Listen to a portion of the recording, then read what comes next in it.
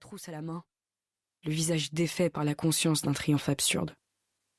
On dirait qu'il s'excuse, avec sa pommette écorchée et ses doigts qui malaxent la trousse, sa bouche tordue. Il a l'air un peu con. Ce serait drôle dans une autre situation. La première fois que j'ai rencontré Victor, c'était dans le hall du cinéma. On allait entrer en terminale. C'est Clarence qui nous l'a présenté. J'ai pensé que ce mec était plutôt beau, légèrement décalé, mais pas ridicule. Clarence était tout excité. Comme toujours, mais encore plus, avec cette étincelle de la trouvaille dans le regard. Je vous présente Victor. Il est cool. Par ces mots, il intronisait le nouveau venu de façon pleine et entière. Victor n'avait pas l'air de mesurer le privilège que ça représentait. Être accepté par Clarence, intégré à notre petit groupe si fermé, uni dans un même mouvement de rejet envers le reste du monde. Comme si ça ne suffisait pas, il a ajouté « C'est mon nouveau frangin », avec une tape sur le crâne un peu humiliante. Le nouveau a relevé la tête, interdit, ne sachant pas trop comment réagir. Clarence a laissé passer quelques secondes, sourire aux lèvres, regard planté dans celui de l'autre, laissant le malaise s'installer à peine. Puis, d'un geste théâtral et clanique, il a attrapé Victor par l'épaule et lui a donné une grande accolade. Victor s'est détendu, mais pas complètement. « Ton père a une nouvelle meuf ?»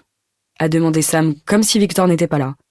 « Ouais, on dirait bien. » Clarence regardait maintenant Victor avec toute la gentillesse du monde. Celui-ci a émis une sorte de petit rire gêné, comme on en pousse quand la sexualité de sa propre mère est évoquée. Du moins, j'imagine. Celle de ma mère étant inexistante, je ne me suis jamais retrouvée exposée à ce genre de situation. Après, je crois qu'on a parlé du film qu'on allait voir. Je ne sais plus ce que c'était.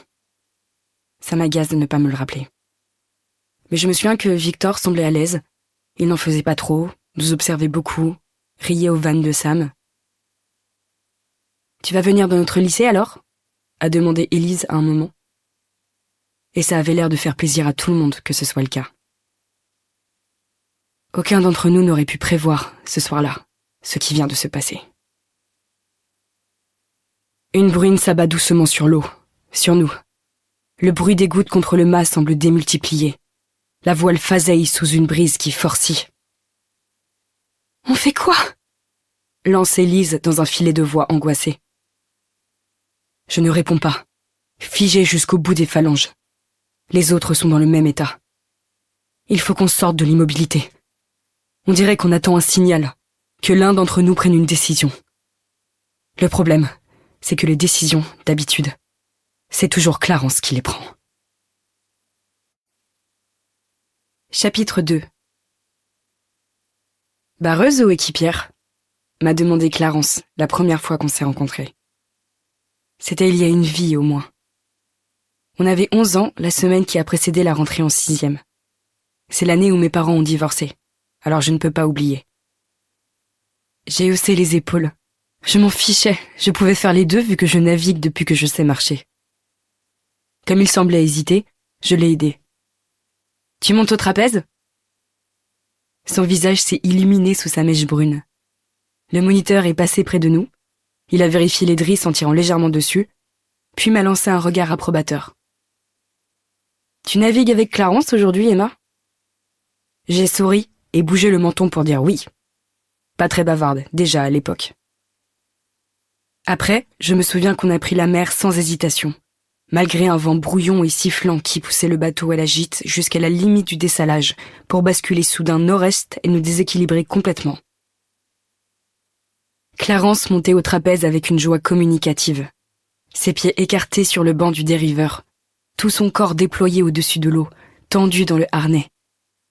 Très vite, je jouais par à-coups de gouvernail à le déstabiliser, pour voir. Il avait un sourire carnassier, le visage baigné d'eau salée. Quand le bateau s'élevait sur une vague pour retomber, une giclée d'embrun l'arrosait largement. Il grimaçait pour me faire rire lorsque je déstabilisais le bateau, repliait ses genoux et, accroché dans le haubans, me montrait qu'il ne risquait pas de tomber, quoi que je fasse. J'éclatais de rire à chaque fois. On s'était trouvés. Et depuis ce jour-là,